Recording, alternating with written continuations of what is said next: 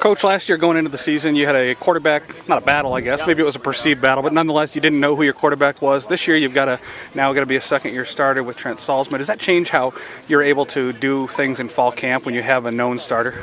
Well, generally it does, but we had a lot of kids that were in baseball, and obviously we're very proud of how the baseball team did. So we weren't able to have as many contacts with them as what we would generally have. But yeah, it does help, and I think the big thing for us, we knew going into the season that we were going to have to find some offensive and defensive linemen, and that's really been our main focus, along with trying to find some depth at the skilled positions. But you're replacing Zach and Bryce, and a lot of other people around the line, but those are two guys that were really invaluable to you all year long, the last couple of years, in fact. Well, they're basically 3-year starters for us, and sometimes you forget about that, and for us to take and say that we're going to find somebody to take and replace them, I mean, that's not realistic. I mean, we got to find some kids to fit in there, and we as coaches got to take and develop them. And then you develop your players through the football season, pass them off to basketball. They do just fine in basketball. This is a very athletic class between basketball, football, baseball. Why are they so athletic? Well, I think sometimes you just get a run of kids like that, but I think these kids have really bought into our strength and conditioning, and they've really bought into that we truly want multiple sport athletes, and we want our kids to take and get out there and compete. We feel the only way that we're going to get better is through competition, and that's why we really try to stress it to these kids: get out and play sports, be competitive. Can you talk about your skill positions, the wide receiver and running back specifically this year, what you're looking for out of them?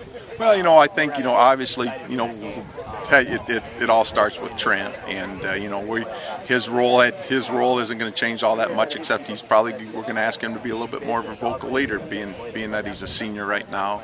We got Connor Niles coming back out at a wide out. We got Philip Jacobson coming back at a wide out, and I think those two complement each other very, very well, and they have a better grasp and understanding of the offense, having a year underneath them.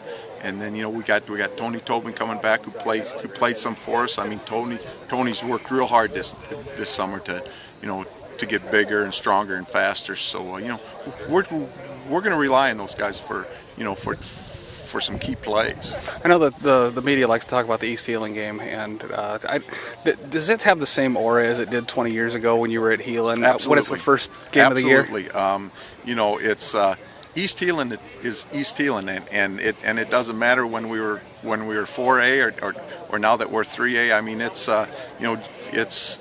two quality football teams, within the same city that really love their football and have great tradition, and it doesn't matter when you play it or what the records are. You are always going to have a playoff atmosphere.